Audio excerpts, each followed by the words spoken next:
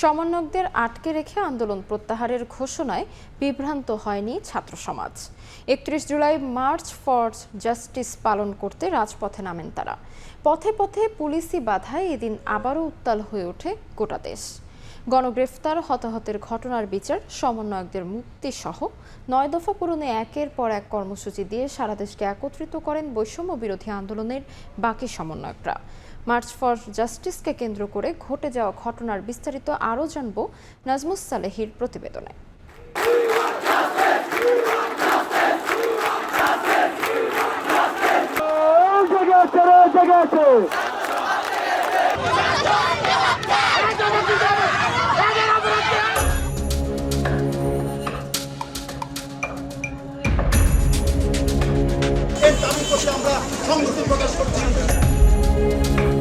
জুলাইয়ের শেষাংশে এসে আন্দোলন দমাতে গুম, খুন, গ্রেফতার সহ সব ধরনের কৌশল অবলম্বন করে হাসিনা সরকার।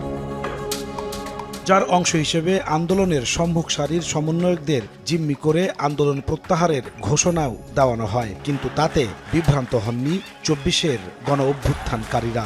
একের পর এক কঠোর কর্মসূচি পালন করে যান মুক্ত থাকা বাকি সমন্বয়করা।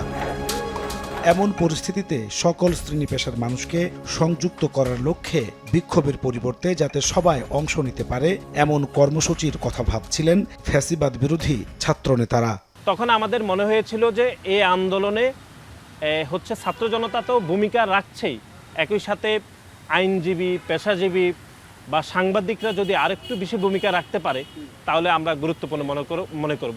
এবং সেই দিনই রাতে আমরা প্রথম সিদ্ধান্ত নিয়েছিলাম যে আমরা একটি প্রোগ্রাম অন্তত আইনজীবী এবং বিশ্ববিদ্যালয়ের শিক্ষকদের মাধ্যমে আমরা করব। ইসলামী ছাত্র শিবিরের পক্ষ থেকে আন্দোলন যদি আরও কিছুদিন টেনে নিয়ে যাইতে হয় তাহলে আমাদের আরও কিছু ইউনিক প্রোগ্রাম সাজেশন দেওয়া ছিল। আমরা কালকে কি, পরশু দিন কি, যদি ৫ তারিখ না আরও ২-১ দিন যায় তো সেক্ষেত্রেও যাতে সব ধরনের প্রোগ্রাম প্রস্তুতি আমাদের যাতে থাকে, বিষয়গুলো ছিল। জুলাই জুড়ে সহিংসতায় হতাহত, গ্রেফতারের প্রতিবাদ ও বিচার দাবিতে রক্তাক্ত জুলাইয়ের এই দিনে ৩১ জুলাই সবার সমন্বয়ে মার্চ ফর জাস্টিস কর্মসূচি ঘোষণা করেন সমন্বয়ক আব্দুল কাদের। প্রত্যেকটা কর্মসূচি প্রণয়নের আগে ছাত্র শিবির এবং ছাত্র দলের সাথে আলাপ আলোচনা করতাম যে আমরা এটা এমনটা ভাবতেছি, আপনারা কি ভাবতেছেন। এই প্রস্তাবনাটা হচ্ছে কি যে আসলে আমরা বললাম না যে প্রত্যেকটা অঙ্গনে মানুষকে কীভাবে কানেক্টেড করা যায়। আমরা ভাবলাম যে আইন অঙ্গনে মানুষকে এভাবে মধ্য দিয়ে আমরা কানেক্টেড করতে পারি। কিন্তু কর্মসূচি সফল করতে দলে দলে রাজপথে শিক্ষার্থীরা। Police tear shell, sound grenade ও লাঠি সোঁটা ব্যবহার করে আন্দোলন দমনের চেষ্টা করে, কিন্তু হাজারো বাধা বিপত্তির মুখেও নুসরাতের মতো অনেকেই বুক পেতে দাঁড়ান পুলিশের প্রিজন ভ্যানের সামনে, যা পুরো জাতিকে উজ্জীবিত করে। হাইকোর্ট এলাকায় নেমে আসেন খ্যাতনামা আইনজীবীরা। ওই সময় লিপি দৌড়ে এসছে এবং বলছে যে দেখ, জানি না এখন কি কি চলছে, এই যে মার্চ ফর জাস্টিস প্রোগ্রাম চলছে তার উপরেই আক্রমণ চলছে।